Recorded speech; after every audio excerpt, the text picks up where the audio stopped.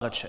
Ease of doing બિઝનેસને વેગ આપવા રાજ્ય સરકારનું પગલું। વહીવટી પ્રક્રિયામાં સુધારાને લઈને સીએમ ભૂપેન્દ્ર પટેલનો નિર્ણય।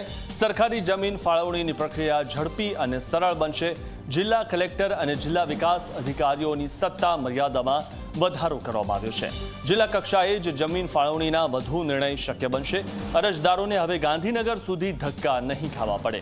મહત્વનું છે કે રાજ્ય સરકારના બોર્ડ અને કોર્પોરેશનને જમીન ફાળવણી માટે કલેક્ટરને નાણાકીય સત્તા 15 લાખથી વધારીને 1 કરોડ કરી દેવાઈ છે। સાથે જ કેન્દ્ર સરકારના વિભાગોને જમીન ફાળવણી માટે 15 લાખથી વધારીને 50 લાખ કરી દેવાઈ છે। વધુ માહિતી મેળવી અમારા સંવાદદાતા હિતલ પારેખ પાસેથી। હિતલ, જે રીતે ઇઝ ઓફ ડુઇંગ બિઝનેસને વેગ માટે મુખ્યમંત્રીએ જે આ પગલું ભર્યું છે, શું હતું માહિતી?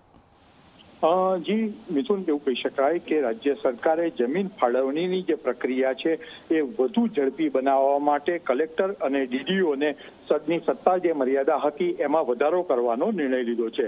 રાજ્ય સરકારના બોર્ડ કોર્પોરેશનને 2 હેક્ટર સુધીની જમીન ફાળવણી માટે કલેક્ટરની નાણાકીય સત્તામાં 15 લાખથી વધારીને 1 કરોડ કરવામાં આવી છે। કેન્દ્ર સરકારના વિભાગો માટે 1 હેક્ટર સુધીની જમીન ફાળવણીની નાણાકીય સત્તા 15 લાખથી વધારી 50 લાખ કરવામાં આવી છે।